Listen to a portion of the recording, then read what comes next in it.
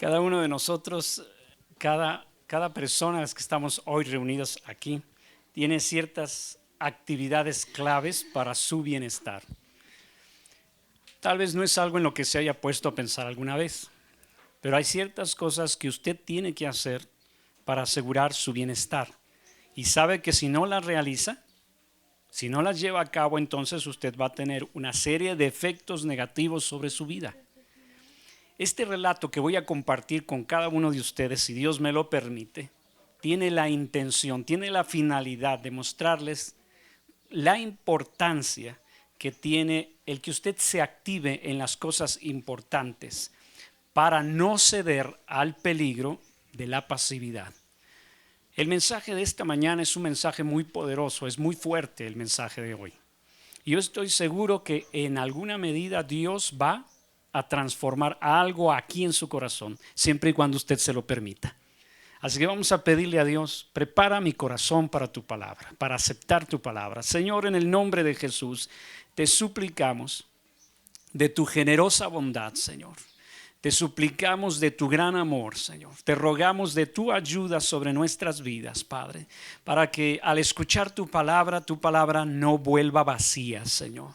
Que no solamente impacte, Señor, emocionalmente nuestra alma, sino que produzca efecto en un nivel espiritual y que nosotros nos beneficiemos de tu palabra, Señor. No solamente que nos gocemos, sino que atraiga transformación a nosotros en el nombre precioso de Cristo Jesús. Amén. Aleluya. El libro de Esdras, en el capítulo 1, en el versículo 1 tenemos una historia que pocas veces se lee. La mayoría de los cristianos no le dedica un tiempo especial a leer este libro, porque este libro se encuentra en una posición en la que pareciera que no es muy atractiva.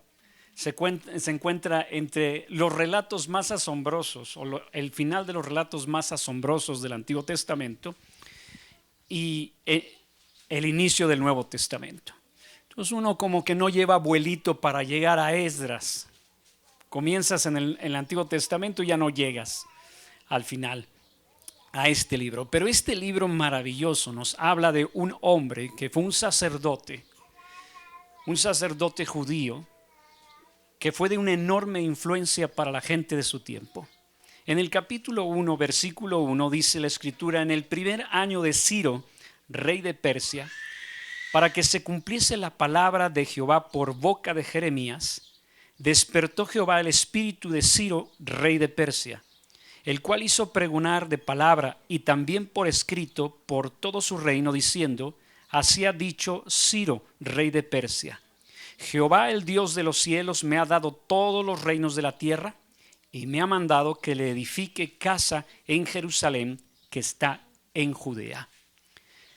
Varios años antes de este relato, el pueblo de Israel fue llevado cautivo a Babilonia y la ciudad de Jerusalén quedó desolada.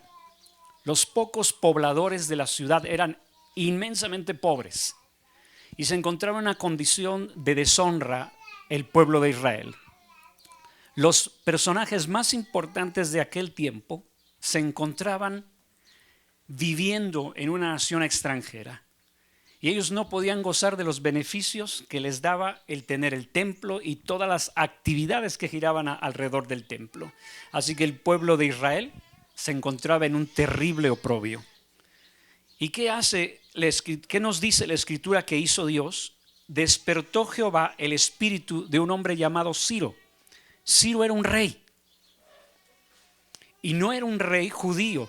El hombre no conocía las cosas de Dios, pero en este pasaje nos dice que Dios hace una obra en el corazón de Ciro y eso es algo extraordinario, pues se entiende que Dios haga una obra en aquellos corazones que creen. Pero que haga una obra en alguien que no cree en él, eso estamos hablando de un milagro. Y eso es lo que Dios hace. Despierta Jehová el espíritu de Ciro, el rey de Persia. Los persas conquistaron a los babilonios. Y este rey dice en sus propias palabras: Jehová, el Dios de los cielos, me ha dado todos los reinos de la tierra. Fíjese la declaración que está diciendo. Yo tengo todo este dominio porque Dios me lo ha dado. Aquí desconoce por completo sus dioses de sus nación, por completo los dioses de otras naciones, y pareciera que de pronto es un rey monoteísta de un solo Dios. Y dice, Jehová me ha dado a mí el poder. Y luego agrega diciendo, me ha mandado.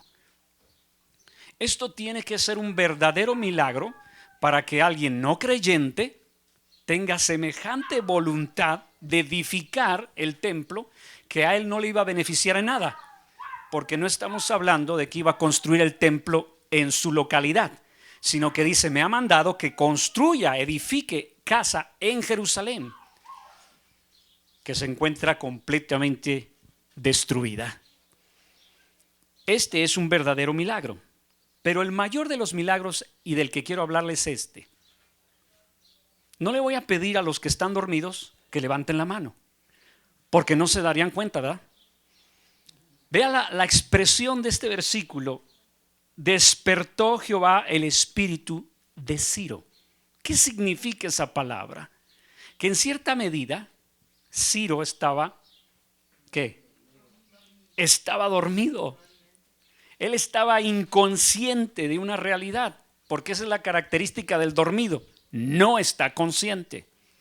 Llegó un trabajador conmigo el otro día y me dijo algo que después yo le volví a mencionar. Horas después le dije, ¿qué me dijiste hace un momento? Y él me dijo, no me acuerdo, venía dormido. ¿Qué me quiere decir con eso? Que no estaba consciente de cuando me dijo lo que me dijo. Y así hay momentos en la vida, así pasa algo, pero nosotros no estamos conscientes de lo que significa eso que pasó. No profundizamos, no atendemos, no vemos más allá.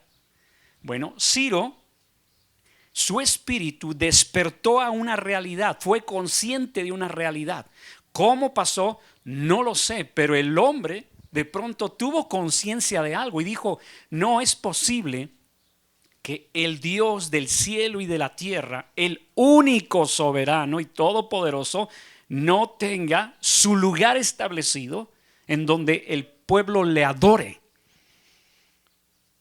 Y su reacción fue tan tremenda que lo que hizo él, el despertar de Ciro, dio lugar a un movimiento que transformó a Israel. Prácticamente esta acción hizo resurgir la nación de Israel. No fue cualquier detallito, estamos hablando de algo que revolucionó por completo la historia de Israel. Y déjame decirte esto, tomando en cuenta esto, hay decisiones que pueden cambiar por completo la vida de una persona, pero no las toma hasta que no despierta. Y muchos de nosotros estamos exactamente como Ciro. ¿Sabe qué? Estamos dormidos. No estamos conscientes. Hay situaciones tan particulares en nuestra vida que si no las atendemos con la atención que merecen, entonces nosotros vamos a tener problemas. Dios lo que quiere ahorita es despertar a algunos. Él está, Señor, levántese. Hija, levántate, estás dormida, no estás consciente de este momento, no ves la importancia, la implicación de lo que estás viviendo, lo pasas como de noche.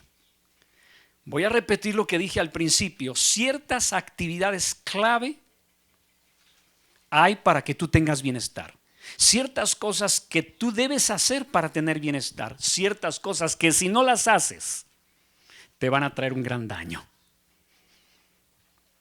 Y Dios está tratando de despertarnos a algunos de nosotros. Lo contrario a despertar es dormir. Ahora, para que alguien levante de su letargo, para que alguien se levante de su dormitar, ¿qué se tiene que hacer? Diga conmigo, interrumpir el sueño. ¿Cuántos quieren ser interrumpidos de su sueño? La verdad. ¿A cuántos les agrada que alguien llegue en la noche, el hijo llegue o la hija llegue? Mamá, papá, tengo miedo. ¿A quién le gusta que de pronto llegan y tú estás en la etapa del sueño más profundo, ese que se siente bien rico y de pronto te piden que te levantes? ¿A quién le gusta eso? Levanten la manita. A mí no. Si hay alguien que odio y no es persona, es el despertador. Cada vez que lo hace, yo siento un resentimiento contra la cosa esa. No importa si es digital, es análogo, es del teléfono, el resultado es el mismo. A mí no me gusta que interrumpan mis sueños.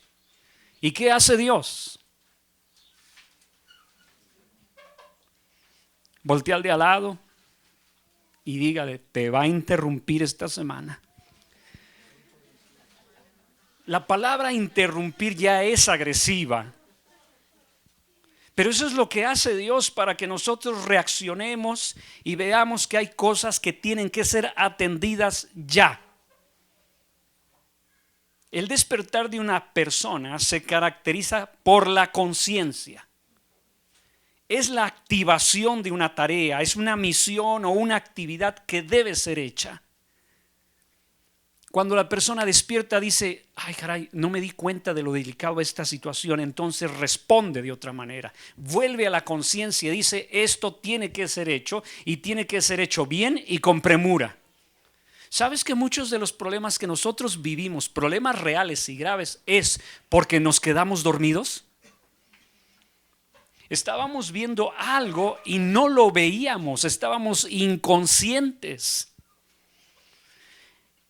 Y nos despertamos muy tardíamente, ya cuando el daño se hizo. Este pasaje es tan importante que quise verlo nada más en los puntos en donde aparece esta palabra. Más adelante, Esdras 1:5, cuando ya Ciro mueve con su poder político las cosas, el sacerdote Esdras viaja a la ciudad de Jerusalén y empieza a trabajar para que el servicio a Dios se reactive en Jerusalén, para que el templo destruido vuelva a entrar en actividad y puedan los judíos regresar a su nación y empezar otra vez a adorar a Dios.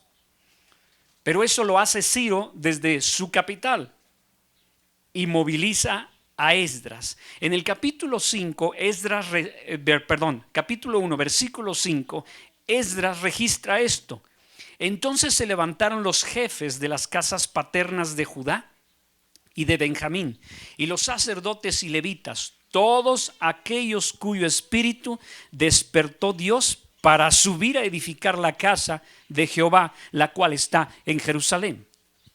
Mira, Ciro fue despertado primero y luego Esdras responde a esta obra, y Esdras con su actitud propicia que el espíritu de los jefes de las casas paternas se despierte para subir a edificar.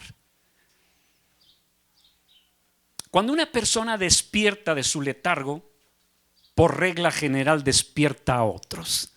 Cuando una persona está consciente de una realidad, esa persona va a despertar a otras. Pero ¿qué pasa cuando todos están dormidos? ¿Qué sería de la bella durmiente sin el príncipe? En otras palabras, la señorita permanecería dormida todo el día y toda la vida, pero llegó alguien y la despierta. A veces Dios tiene que mover a alguien en nuestras vidas o algo para que reaccionemos. Y aquí Esdras, bendito sea Dios, no utilizó nada coercitivo, ni presionó, ni atacó. La mano de Dios estaba con él y despertó Dios. Aquí dice la palabra Dios. Dios despierta el espíritu de la gente para edificar el templo. Aquí no hay amenazas, no hay chantaje, no hay nada de eso. Dios produciendo eso en el corazón del hombre. Imagínese lo difícil que ha de ser sacar a alguien de su dormitar, que Dios lo tiene que hacer. ¿Sabe que una de las peores condiciones del hombre se llama pasividad? Repita conmigo, pasividad. Esa condición se arraiga tan fácilmente en el corazón de la persona que la persona pierde toda disponibilidad para activarse, toda. ¿No te ha pasado que a veces sabes que tienes que hacer algo, pero no puedes? Y te sientes así ¿como qué? Como una plasta. Sientes un desgano, sientes una indisposición, dices, ay, no quiero hacer esto. A todos nos pasa. Esto no es fenómeno de los niños ni de los adolescentes. A todos nos pasa. Ya de grandotes hay cosas que decimos, ay Dios, esto yo no lo quiero hacer. Líbrame de la hora, Señor. Y Dios dice, pero de esto se trata tu bienestar. Pues ni aún sabiendo que algo se trata de nuestro bienestar, logramos activarnos. ¿Qué tiene que hacer Dios? Dios tiene que hacer algo tan particular que solamente así reaccionamos. ¿Cómo sería la pasividad de la gente del tiempo de Esdras que Dios tuvo que despertar su espíritu? Dicho de otro modo, hay personas que ni poniéndole una trompeta en la mañana los levantas. De esas trompetas de tráiler, se las pones al oído, no reaccionan. Yo lo he visto con los años. Muchas personas saben lo que tienen que hacer y no lo hacen. Conocen lo que dice la Escritura y no lo hacen. El pastor se los dijo llorando, se los dijo cantando, se los dijo con chistes y de todos modos no hay reacción, porque hay personas que están tan dormidas, están en un letargo tan profundo que no hay nada que los haga reaccionar hasta que Dios lo despierta. Esta es la parte bonita del mensaje. Ahí viene la parte terrorífica del mensaje. Dios, mis amados, despertó la conciencia adormecida de su pueblo en el momento adecuado, en cumplimiento a lo que había profetizado a través del profeta Jeremías. Jeremías profetizó que 70 años después el pueblo regresaría a su ciudad y restablecería el servicio a Dios. Todo lo que Dios hace siempre lo va a hacer en concordancia con su palabra. Jamás hace algo que Él no haya dicho en su palabra. Él jamás te va a activar a hacer algo que no está escrito. Él no te va a activar en algo que no tiene que ver con lo que enseña su palabra. Así es que cuando te digan que hay un avivamiento de algo ajeno a la palabra de Dios, no lo creas. Dios no respalda lo que no proviene o está fundamentado en su palabra. Aquí el problema del pueblo era, hasta este momento, ellos estaban contentos. Escuche bien, el pueblo de Israel estaba contento con dejar la causa del Señor sufrir a expensas de su comodidad. Este es el principal problema. Podemos estar contentos dejando la causa de Dios, cualquiera que ésta sea, la causa de Dios en tu vida, debido a que prefieres la comodidad. ¿Por qué mucha gente no hace lo que tiene que hacer? ¿Sabe qué? No es una gran ciencia, se llama comodidad. Preferimos las cosas como están, a que algo venga e interrumpa nuestra vida, la desorganice, la desacomode para traer bienestar. Preferimos sufrir las consecuencias de esos momentos, o sea, así como están, que buscar una solución de parte de Dios. El pueblo de Israel estaba acostumbrado a ver las murallas derribadas. Estaban acostumbrados a ver la falta de adoración, el altar en el suelo. Estaban acostumbrados a vivir sin la oración, sin el ayuno, sin los sacrificios. Ya se habían hecho a la idea en 70 años de vivir como le mostraban sus hábitos. Y dígame, ¿no es cierto que todos somos criaturas de hábitos? Y cuando alguien nos pide, es que tienes que cambiar ese hábito, ¿cuesta trabajo?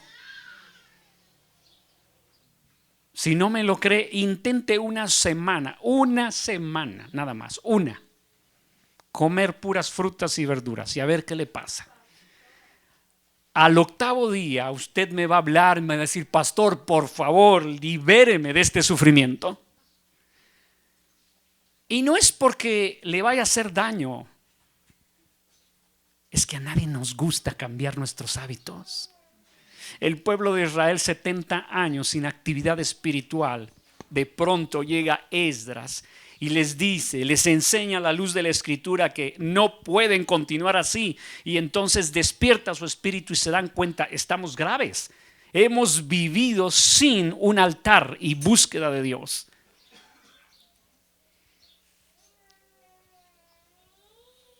Y si miran a su interior, se dan cuenta que esa comodidad los llevó muy lejos de la presencia de Dios. Como bien dice un dicho, ¿verdad? Hay gente que prefiere vivir sufriendo las consecuencias de su forma de vida actual que arriesgarse a hacer cambios por algo que les prometen que va a ser mejor. O sea, muchos de nosotros preferimos vivir en la miseria del problema que vivimos a querer cambiar. Por eso es necesario un milagro. Despertar la conciencia solamente puede ser una actividad de Dios. Si esa persona no la toca a Dios, esa persona no reacciona. ¿Ha oído el dicho de que me entra por un oído y me sale por el otro? La única forma en que el mensaje pueda quedarse en nosotros es que Dios haga la obra.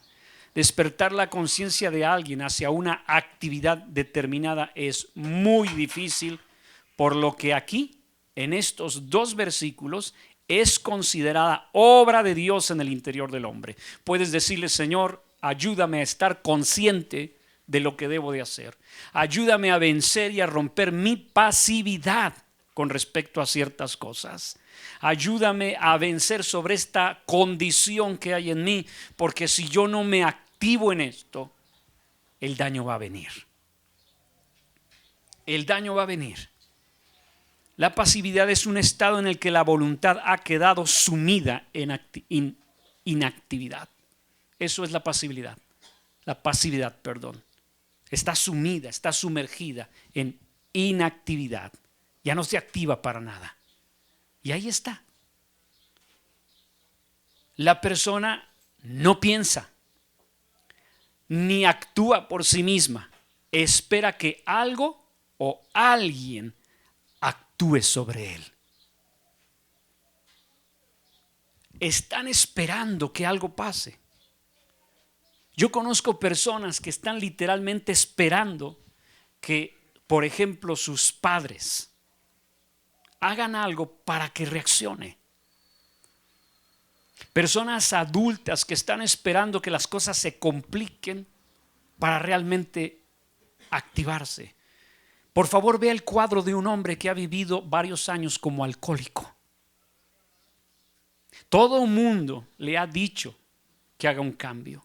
Ha destruido a su propia familia. Sus hijos lo odian. Su esposa no quiere saber nada de él.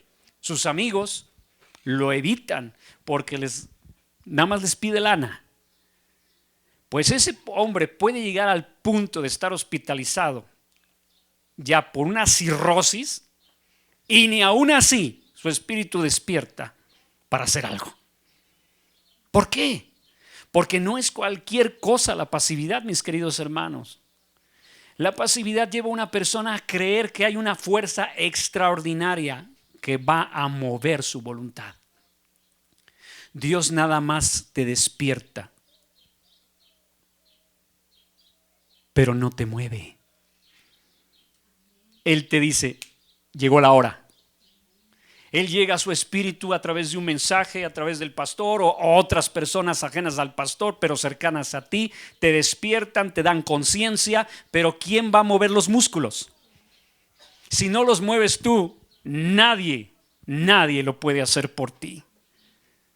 Y esta es una realidad tan importante que el desconocerla es lo opuesto, mi hermano, te puede traer un gran daño. La pasividad es una de las causas principales por las cuales Dios no puede bendecir plenamente a una persona. Porque una persona pasiva no peca haciendo lo malo. El pasivo no peca haciendo lo malo. En realidad el pecado del pasivo es que omite hacer lo bueno. El pecado del pasivo es que sabiendo o conociendo lo que es bueno, no lo hace. Y eso dice la Escritura en Santiago 4:17, y el que sabe hacer lo bueno y no lo hace, le es pecado. Si usted sabe hacer algo bueno y se muestra pasivo, usted está pecando contra Dios. Las actividades más importantes de nuestra vida, mis hermanos, requiere que se active. Yo no entiendo a algunas personas que me vienen conmigo y me hacen la misma pregunta que me hicieron hace 30 años. Pero no fue una sola vez la que me hicieron la misma pregunta. ¿El qué hago, pastor? En esos 30 años yo creo que les dije una vez por año, o sea, 30 veces.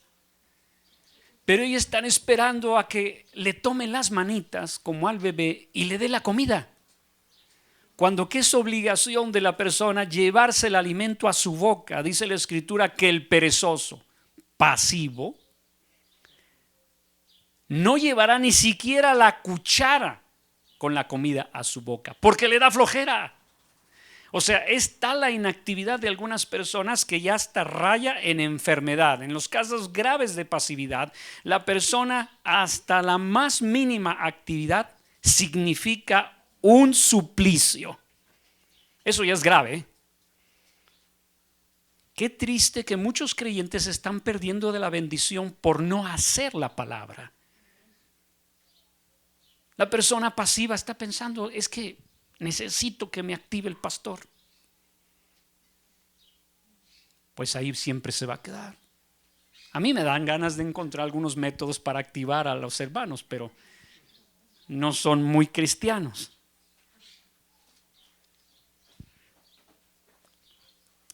Vaya conmigo a Esdras 3:3.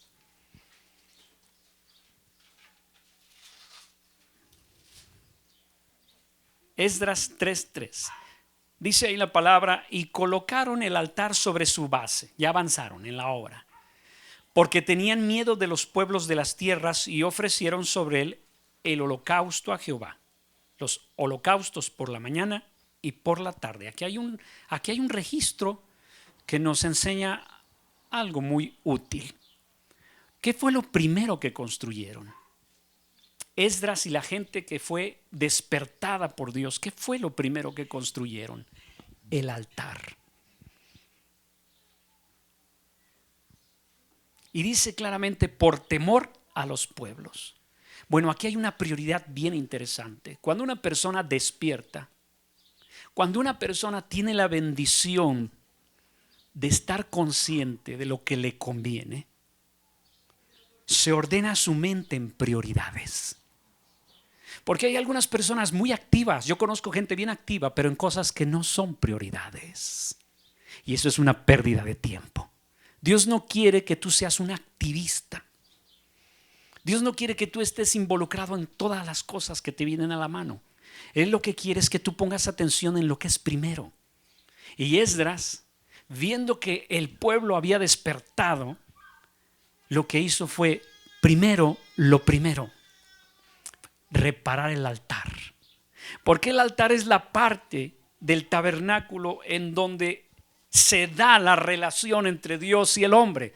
Es el lugar donde reparas tu relación con Dios. Lo primero siempre va a ser lo que Jorge nos dijo hace un momento, lo citó correctamente en el versículo, mas buscad primeramente el reino de Dios y su justicia. Restablecer el altar significaba el que el pueblo de Israel se iba a encontrar con su Dios, se iba a reactivar la relación entre Dios y el hombre.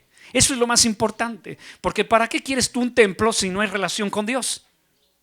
Lo primerito es el altar, es mi relación con Dios y después ordeno mis prioridades. Dios quiere que te actives en aquello que va a influir directamente en tu bienestar. No tienes tanto tiempo para gastarlo en cosas que no tienen trascendencia. Si vas a activarte, que sea en algo que es prioritario. Este versículo nos muestra muchas cosas.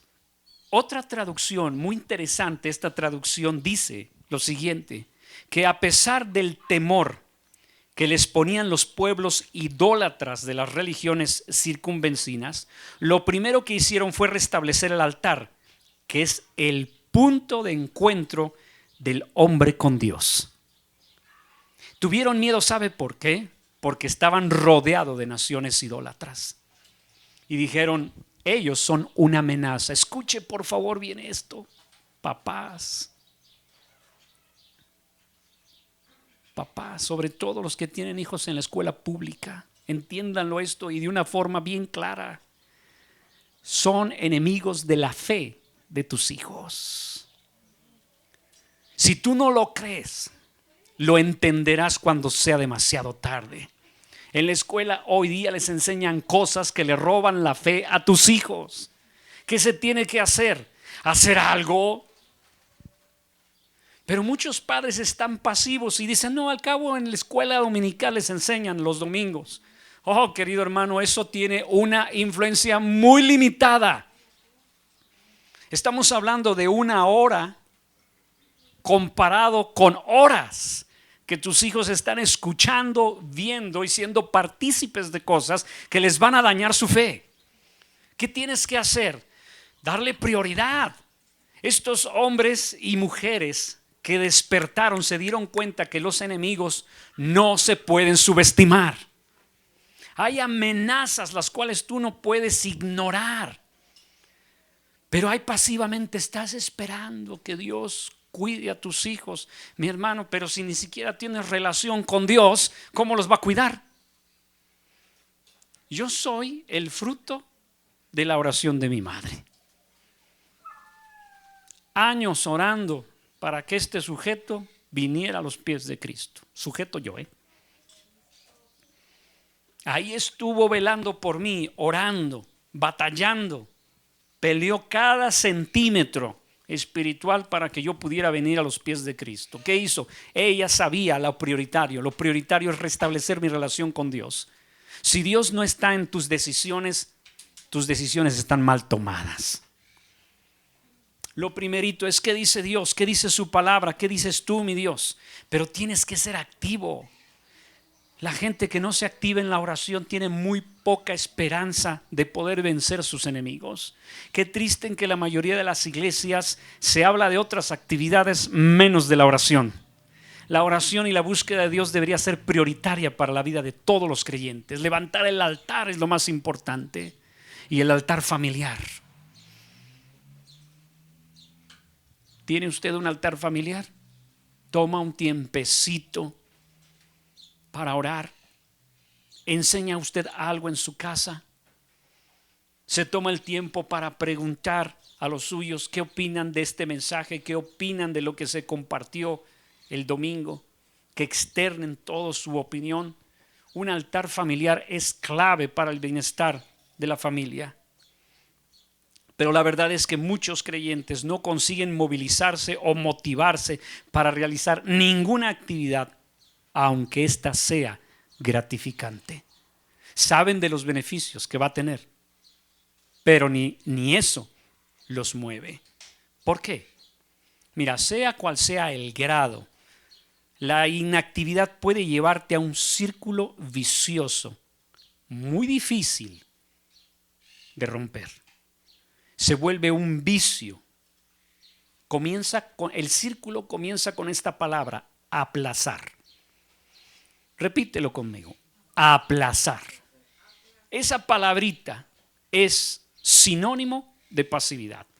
Esa palabra que dice mañana. Ya cuando dices eso, ya lo estás arrojando a tu yo del futuro. ¿Y quién es el yo del futuro? Diga conmigo, como dicen Aguascalientes, sabe. ¿Quién es el yo del futuro? Sabe. Dios no quiere tratar nada con tu yo del futuro porque aquello no llega. Dios quiere tratar contigo ahorita, y cuando Él te dice algo, Él quiere que lo hagas ¿cuándo? aquí, ahora. El Señor nunca te dice algo que va a operar en el futuro. Él dice que cada día tiene su propio mal, basta cada día su propio mal, te pide activación aquí en el momento. Pero la persona que aplaza, por motivo que sea, esa persona entra en un círculo vicioso, tan vicioso como el alcohólico, tan vicioso. ¿Por qué? Porque si él no responde en el momento, él va a tener sentimientos de malestar. Número uno, se va a sentir mal por haber aplazado la decisión. Porque cuando llegue el momento en donde quiera ver el fruto de lo que aplazó, se va a dar cuenta que no hay nada. Y va a decir, ¿por qué no hice esto en el momento? Va a haber malestar. Luego viene culpabilidad. No solamente te vas a sentir incómodo interiormente, sino que aparte vas a tener culpa. Dices, ¿por qué no lo hice? ¿Por qué no lo hice? ¿Por qué no lo hice? ¿Por qué no respondí en el momento que me estaba llamando Dios, que me lo avisó, en el momento en que yo estaba consciente? Entonces viene una extraña, muy extraña idea a la cabeza de la persona que aplaza. Y esa es, no sirvo para esto. Y esa yo sí la considero una obra del diablo. Como aplazó, le produjo sentimiento de malestar, luego de culpa, y la persona, no sirvo para esto. ¿Cuántas veces de joven usted dejó algo inconcluso diciendo, no sirvo para esto? Yo le voy a confesar dos de ellas, ¿ok? Nada más, por favor, no se lo platique a nadie. Yo prefiero que se enteren por YouTube que por su boca, ¿ok? Yo debería poder dominar perfectamente bien la guitarra y el teclado. Tiempo tuve, talento tengo, habilidad para aprenderlas, los instrumentos la traemos como de herencia de la casa. Pero ¿por qué no toco ninguno de los dos instrumentos? Porque como me torcía los dedos, como lo he platicado en alguno que otro mensaje, hacía esto. ¿Sí? Véalo bien. Hasta les dolió los dedos de los pies, ¿verdad? Algunos de ustedes. Como hacía esto, mis dedos estaban totalmente torcidos. Y cuando yo llegué a la clase de guitarra, el profesor me dijo, no, usted no puede aprender porque ¿cómo va a pisar las cuerdas? Y lo intenté y efectivamente no podía. Aplacé mi decisión de dejar de torcerme los dedos. Porque era un hábito insano. Ay no, ¿cómo voy a dejar esto que se siente tan sabroso? ¿Por qué lo voy a dejar? Ya se volvía para mí un estímulo. Le voy a ser honesto, torcerme los dedos de las manos y de los pies era una satisfacción momentánea y yo no estaba dispuesto a sacrificarla por aprender instrumentos. Crecí, no tanto, pero crecí. Bueno, crecí, no maduré, cosa que es distinta. No diga nada porque lo estoy viendo. No sabe las veces que me arrepiento de no saber tocar guitarra y teclado. En los años que tengo en el ministerio, muchas veces se necesitaba alguien que tocara la guitarra, muchas veces alguien que acompañara en el teclado, y ahí estoy yo sufriendo, y todo se remonta al día y la hora en que yo lo aplacé. Y ahora que quiero, ya no hay time. ¿Sabe qué es time? Ándele, en inglés. Ya no tengo tiempo, pero ahí estoy cociéndome por dentro con el deseo de algún día. Pero vuelvo otra vez a mi adolescencia. El día en que me dijo ese profesor, ¿sabe con qué salí del salón de clase? Salí diciéndome, no sirvo para esto. ¿Cuántos de nosotros hemos caído en la misma mentira del diablo solamente porque aplazamos algo? Si Dios le está pidiendo que haga algo, hágalo en el momento y descubrirá que sí está hecho para eso. Que Dios no se equivoca y hasta desarrolla más habilidades. La persona activa desarrolla más habilidades que el resto de los demás. y de pronto empieza a destacar en distintas actividades y eso le da una energía que lo hace sobresaliente. ¿Sabe por qué en México estamos como estamos? Así de sencillo, porque somos unos buenos flojonazos que estamos dentro de este círculo de pasividad y concluimos, yo no estoy hecho para esto, entonces mejor me meto a la delincuencia. Yo no estoy hecho para esto, mejor le entro como político. Ay Dios, voy a tener que borrar esto. Bueno, ¿sabe qué? No estamos hechos para muchas cosas, pero fue nuestra responsabilidad por ser pasivos. Dícese flojos, dícese negligentes.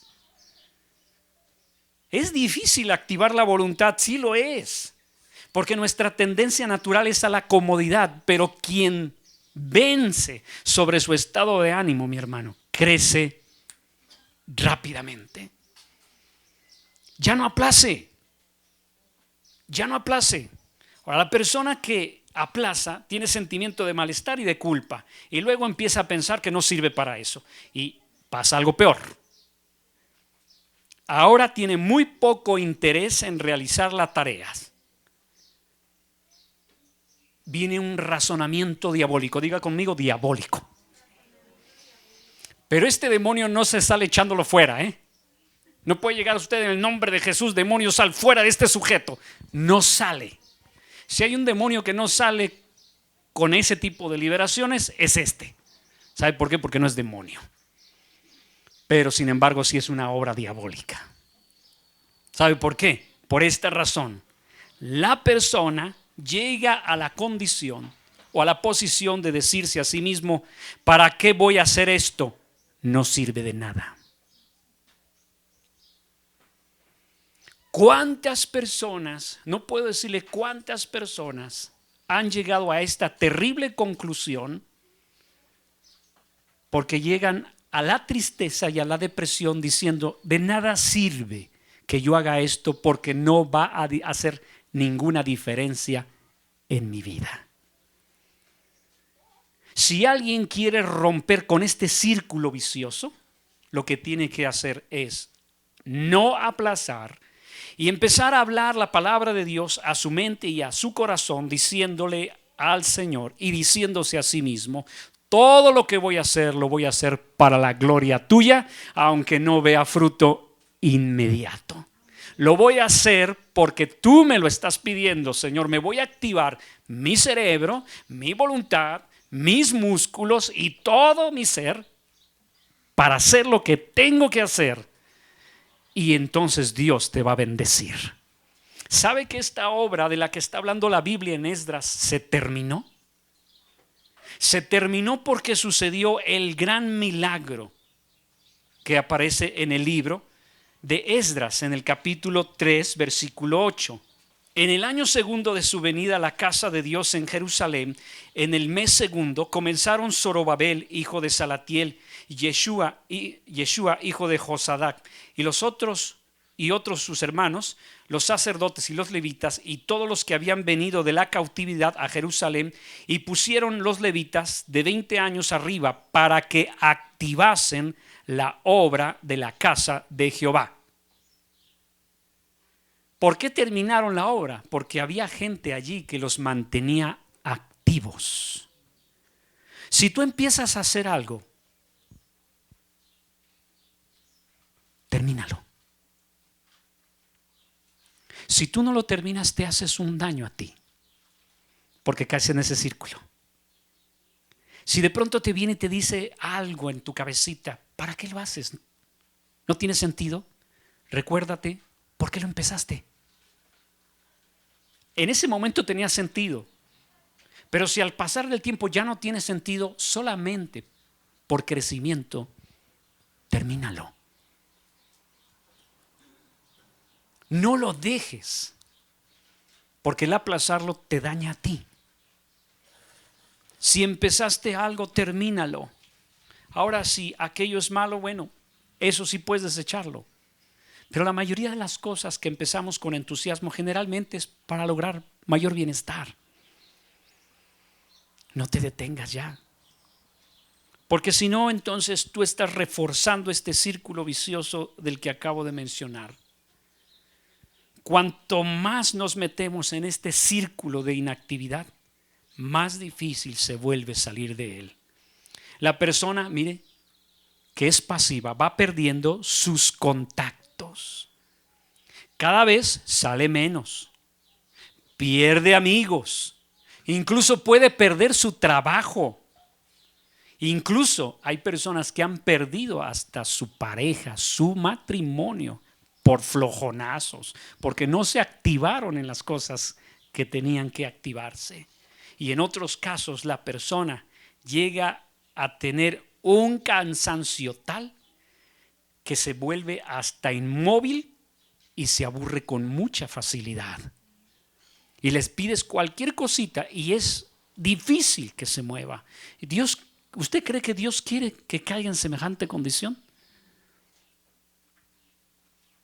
La obra de Dios sufrió porque no había gente activa, y la obra de Dios se benefició en el momento en que algunas personas se decidieron activar y dijeron: es prioritario que reactivemos nuestra adoración a Dios, el altar a Dios, la búsqueda de Dios, cueste lo que cueste. Y lo único que va a costar, ¿sabe qué? Es matar la flojera. Qué bueno sería que un día yo llegara a su casa a visitarlo y encontrar el cadáver de su flojera tirado allí. Ay, caray, estos sí hicieron lo correcto. Jesús dijo que hay que morir a uno mismo, ¿no? Eso incluyó a ese sujeto. Si nos dejamos llevar por pensamientos del círculo vicioso, es decir, que yo no soy para esto, nunca vamos a poder romper ese círculo.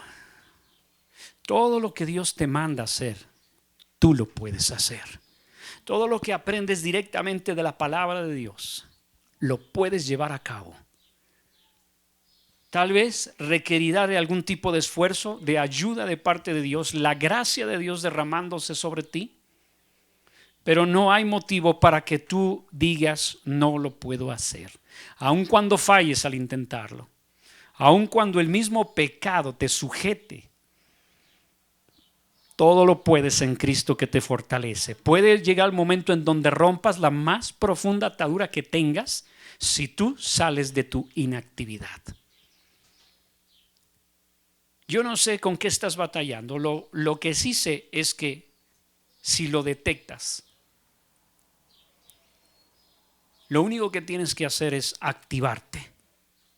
Si tú identificas tu propia pasividad en algún área de tu vida, lo único que tienes que hacer es activarte y empezar a tratar con tus pensamientos. Porque lo más difícil de romper del pasivo es los pensamientos negativos. Una persona que es pasiva ya ha desarrollado una serie de pensamientos muy difíciles de vencer, pero el más difícil es: ¿para qué hago esto?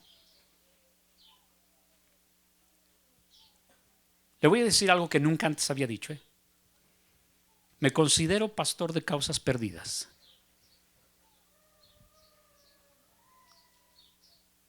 Jamás había dicho algo así,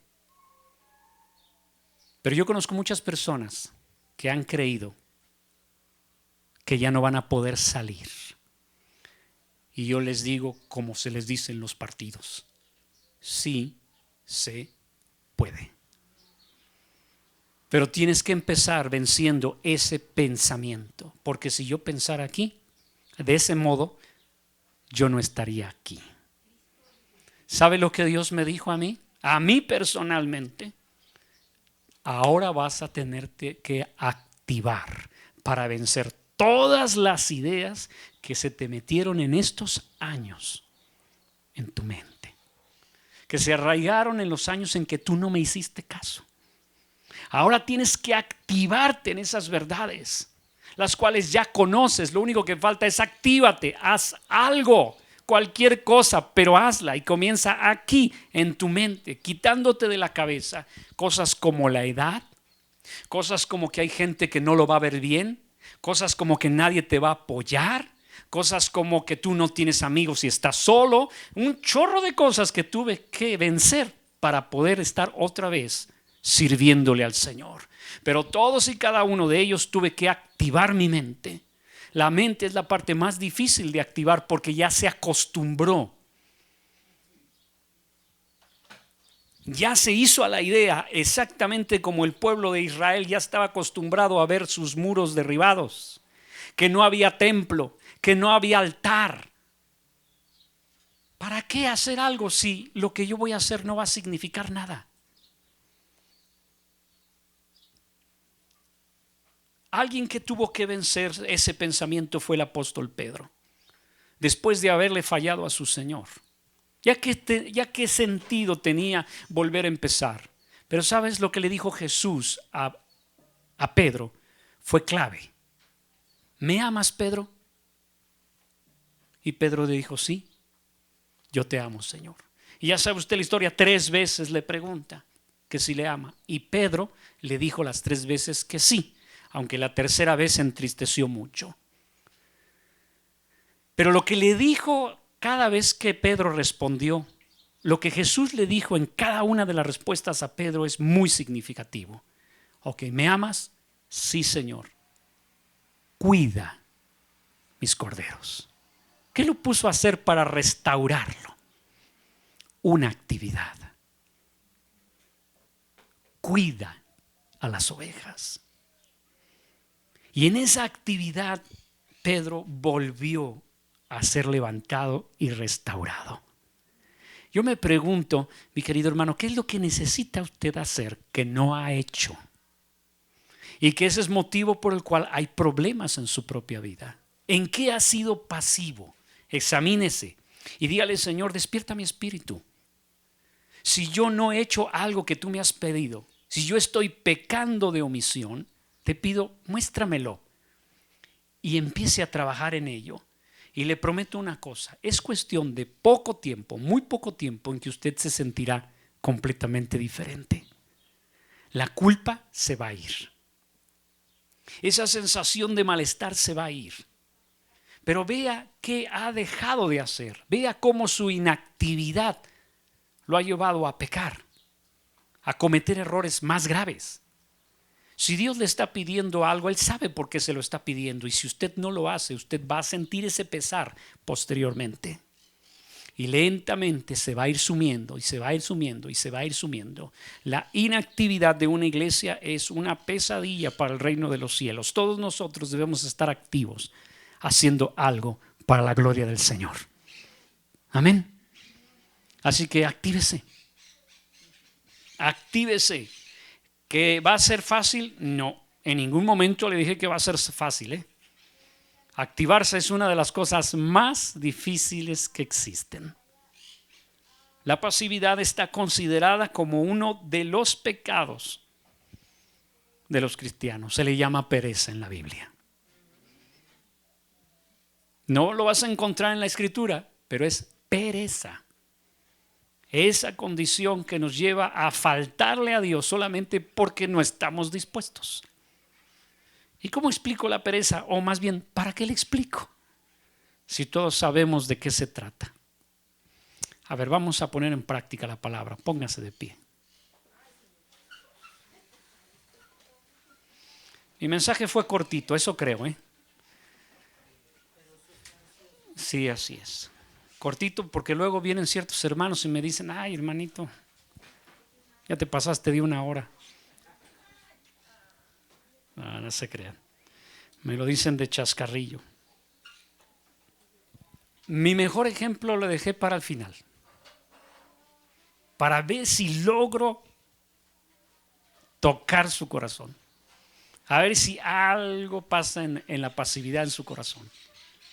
No es que usted sea completamente pasivo, es que usted es pasivo en ciertas cosas y cuesta trabajo en esas cosas. Bueno, ¿qué pasaría si usted guarda un pesito cada hora? Un pesito, no 10, no 20, un pesito cada hora. Usted cada hora va a un lugar y pone un pesito. ¿Cuántos pesos tiene al final del día? 24. Ok, si usted sigue haciendo la misma dinámica, ¿cuántos tiene a la semana? Rápidamente los que saben matemáticas. 24 por 7. Me están quedando mal, hermanos, y me están haciendo quedar en ridículo aquí frente al YouTube. ¿Cuánto? ¿Ciento qué? 168. Ok. Eso multiplíquelo por ¿cuántas semanas? ¿Cuánto tenemos ahora? ¿Cuánto? 662. Ay, hermana, 72. Qué habilidad, hermanita. A ver, ahora resuélvalo al año. Ah, es que están usando ahí la hermana calculadora, pues así hasta yo. No, ya. ¿Cuánto tengo al final del año si yo ahorro un pesito por cada hora? 8,000 pesos al fin de año. ¿Qué haría usted con 8,000 pesos ahorita? ¿Qué haría usted con 8,000 pesos ahorita? Que se los diera ahorita, se los regalara. Con 8,000 pesos. ¿Qué haría? ¿Puede entender el poder de la actividad? Una pequeña acción, repitiéndola todos los días, tiene un impacto tarde o temprano. Hágalo. Hágalo nada más como medida práctica. Guarde usted un peso por hora. Ay, pero pastor, hágalo. No diga, al final del día voy a poner los 24. No se trata de eso. Se trata de que usted valore, respete y admire el valor de una sola acción. ¿Y sabe qué? Se va a sorprender de lo que le va a pasar. Si eso pasa en los tangibles, como es el dinero, imagínese lo que pasa en el carácter. Si usted se dispone el día de hoy, al llegar a la casa, hoy no voy a comer puerquito. Se acabó el puerco, mugre puerco, triste puerco, ¿sí? Y se avienta una ensaladota. El siguiente semana, hágalo. Mire, en 15 días usted va a notar algo le pasa a su organismo. Haga sentadillas. 30 sentadillas por día. 3 lagartijas. 3 abdominales. O sea, nada. Y vea a 15 días qué le va a pasar. No le estoy hablando de años, estoy hablando de 15 días. ¿Sabe qué va a pasar? Usted va a dar unos avances que lo van a estimular tanto que el próximo domingo que me vea le voy a caer el doble de bien. Porque va a decir, es que usted tenía razón, pastor. Y yo le voy a decir, no yo. Dios lo único que quería es que no aplaces. Una pequeña acción repetida tiene un impacto impresionante. Vamos a orar. No lo vi muy convencido, pero pues allá usted, hermano. Usted es el que se va a privar de 8,000 pesos al final del año. Padre, en el nombre precioso de Jesús, quiero alabarte, bendecirte y glorificarte a ti, Señor, por la grandeza de tu poder. Cada uno de nosotros, Señor, somos partícipes de la misma bendición, Señor, que hay en la cruz del Calvario. Todos hemos sido beneficiados por la preciosa sangre que derramó tu Hijo en la cruz. Todos nosotros somos incluidos, Señor, allí, Señor, en la obra sacrificial de Cristo. Pero no todos responden de la misma manera, Señor. Yo quiero encontrarme dentro de aquellos que se activan, Señor. Quiero encontrarme, Señor, dentro de aquellos, Señor, que hacen cosas, aunque sean pequeñas, pero de manera constante hasta cambiar por completo sus vidas. Yo quiero activarme en lo que tú quieres. Quiero que las prioridades tuyas sean mis prioridades y los intereses tuyos sean los míos, Señor. En el precioso nombre de Jesús, perdóname toda pasividad, perdóname todo aplazamiento, Señor, que yo he hecho en mi vida y el haberte dejado para mañana las cosas que yo debía hacer el día de hoy. Te pido en el nombre de Jesús me bendigas a partir de aquí en adelante con esta enseñanza en el nombre de Jesús. Amén. Gracias, Jesús.